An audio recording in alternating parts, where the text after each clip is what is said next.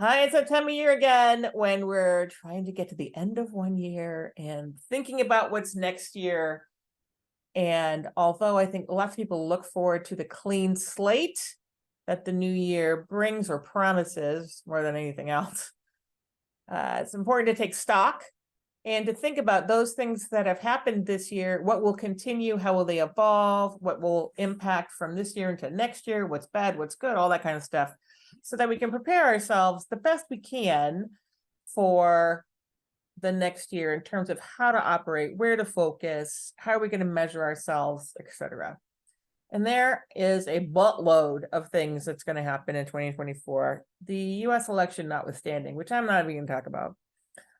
When we think about the trends that are impacting our clients and their employees and their customers and their operations and their partners and then our agency and our industry, and how we are going to be able to help them the most achieve their goals through communication, we have broken it down into 6 big trends that we think that everybody, really literally everybody, needs to pay attention to. And I will just top line them here. You can go over to the website double-forte.com and download the report to see the whole thing. And we'll drop a podcast about this in the next week or so, much longer than this will be. But here's the thing. Here are the things. 6 things. 1, AI. Maybe you've heard of it. AI, we've been using generative AI for a long time. It's just with ChatGPT really just mic dropping onto the industry, onto the world, has changed the entire dynamic of what's going on. And there are so many tools. I mean, if our team here at Double Forte looks at so many tools, and it's been very challenging even to figure out which ones to look at. They come, they go, they come, they go. One's good, one's bad. One looks at you, one doesn't. I mean, it's a little nuts, right? It's very overwhelming. The promise of AI is very compelling. And we feel that, 1, generative AI is a great starter, not a great ender. And we need to make sure we're aware, not only aware of it, but how to use it to the best of our advantage, to the best of our client's advantage, without counting on it 100%, because every AI tool tells you it could be wrong. And spotting an AI generated image or AI generated press release or article is not that hard, right? And we would be fools to just count on this technology without human interaction and human interference with it. So what can we benefit from with AI without compromising our quality of work? Number 1. Number 2 is, where is the efficiencies? Because it's promising a lot of efficiencies. There obviously is a learning curve to those efficiencies. So what makes the most sense? And then the bias that is inherent in all AI tools because it is based on the past, in learning from the past, particularly the writing versions, the knowledge versions. And there's a whole set of issues around, what documents, what words, who wrote those words, who said those words, was used to train AI. So the biases that are built into the system have yet to be baked out. And I think that they probably will be in the end, but you can't count on AI to do your work.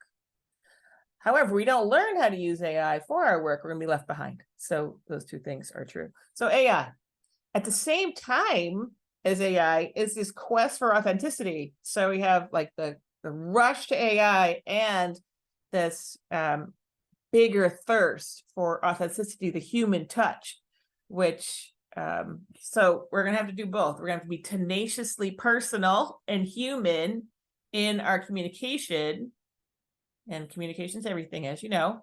And we're going to have to be curious and embrace AI all at the same time. So, but if you don't do those 2 things at the same time, you'll be left behind. Number 2, lifelong education. So lifelong learning, the learning journey, those are all things you've heard about. They're not new. However, the pace of lifelong learning, the pace of upskilling, the pace of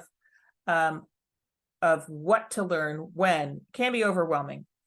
And the two things are true in this. One, it is our own personal responsibility to be relevant in our careers. So looking at where do we need to learn? What do I want to do? What skills do I need? Where should I go get them? What certificates do I need, depending on what it is? People are responsible for being relevant in their own careers. And that upskilling for themselves will ensure that we have jobs in the future. And then we're not counting on corporations to do that. At the same time, corporations that don't upskill will count on new employees to do everything. They're going to run out of employees pretty soon. Everyone has to be upskilling because everything we do today will change in 3 years. So I believe that those companies that provide the upskilling in a cohesive, employee-focused way that allows people to explore new things as well are going to have a strategic advantage over those that don't. No one wants to get left behind. No one wants to become obsolete, no matter who you are. And there is obviously a need for companies to be relevant for themselves, to be efficient, to learn new skills, to be able to apply people. But there's also the desire of people to evolve and be relevant as well. So those two things are true. What employees need to do for themselves, what companies need to do for their businesses and for their employees, and those companies that focus also not only what they need to do for their own businesses, but also for the opportunity that upskilling brings for their employees will win in the end. So those two things are true. So if you're an employee, what are the 3 or 4 skills you want to do next year? You want to learn, do one a quarter, just make that happen. And if you're in a company, what aren't you doing? Because the faster you hop on that, the faster you'll be ahead. Obviously, that comes into number 3, which is evolving work demographics. I mean, it is what is changing except for change. I don't even know what to tell you. There's been a lot of discussion around diversity and inclusion, particularly after 2020. There was a big push, and it seems to have ebbed a little bit, particularly given the Supreme Court's June decision, which struck down affirmative action in colleges. And then there have been other lawsuits that are coming. My personal belief, based on everything that Forte has read and seen and talked to people who are expert in this, in the legal, and then also in just DE&I and trends in general, is we believe that companies that reflect the changing markets, which are increasingly more diverse, will have a long-term strategic advantage over those that don't, despite the fact that we're going to hear about some lawsuits that are going to strike down DE&I or deprioritize DE&I. The truth is that while it is true that DE&I is up for grabs, it is also true that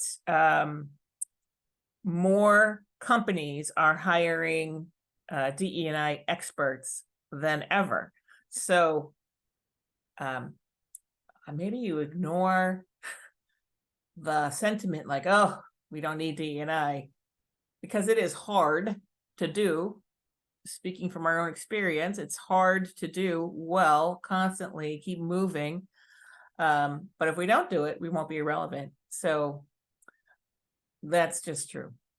The other thing that's also impacting workplace demographics, obviously return to work, return to office. There's a lot to be said for that.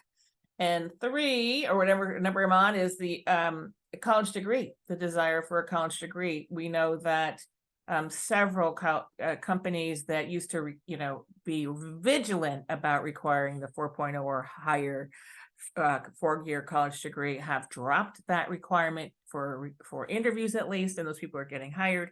So the idea that the 4-year college degree is the only is the barrier to entry for positions is fading, given how expensive it is.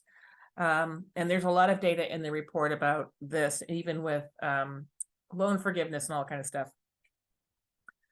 And because we are in a crunch of people, more data in the report, We also see that the trades, what we would have considered trades or blue collar work, in the past, I don't think we should call it that anymore, but whatever, are increasingly lucrative, right? You could be a lineman out of apprenticeship at $110,000 across the country. You can be a truck driver at 80K after you get your certificate, because there are not enough of them. When's the last time you tried to get a plumber to come to your house for under $200? There is a high demand for trades, and they're increasingly lucrative for the people who are in them. And when we, it's just everything's changing on that. So who we hire is going to look different, not only from what their backgrounds are, but what their education is or isn't. And the faster we understand what is really happening with the people around us, and take responsibility as companies to train those people, the more advantage we will have in the business. I personally think that all these trends were already happening, right? There's nothing, I don't have to think that, I know that all these trends were happening, and COVID just slammed us all 10 years forward all at the same time, which very seldom happens, right? This is the one time in my career that my degree in medieval history has been very useful, because I may have studied a few epidemics in my academic career. And what the biggest impact of something like an epidemic is that, or pandemic, is that everyone moves forward at the same time, regardless of how much money they have, how they grew up, where they live, all that kind of stuff. And that usually doesn't happen in societies. I could talk about that forever.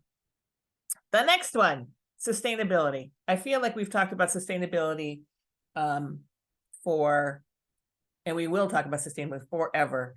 The COP is just ending right now in Dubai, and the urgency, we just feel like the urgency is getting higher and higher and higher around this existential climate threat. And those companies that don't take that into account are going to be in a dire situation. So what can we do? Because why? One, it's going to cost more. Two, you're going to have less. Three, particularly younger generations care more than older generations have in terms of buying power, where they're going to put their time, where they're going to put their dollars. And that is just growing. We don't see that ending. So everybody can look and see how their core products or services can be more environmentally friendly. Every client we have in the food space and where there's a packaging thing is looking at packaging, is looking at sourcing, is looking at nearshoring, all the things, right? So what can you do? And then in your company culture, what are the things you can do to incorporate sustainability in your staff culture? Lots of things there too. All of this goes to number 5, which I think I'm on now, is the redefining of brand quality and value. This is just solidifying this evolution of what is brand value actually, and what is brand quality, and what is quality for value.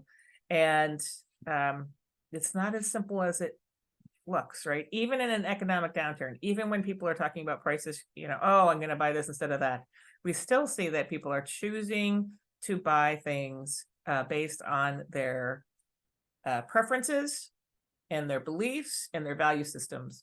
And so we live in the United States where we have lots of options. That means if you don't like something, you can go get the same thing from another person, another company. But really looking into your brand value is going to be super important, because this, what you do in 2024 really sets you up for the future on that. And we think that this is a pivotal time to look at all those things.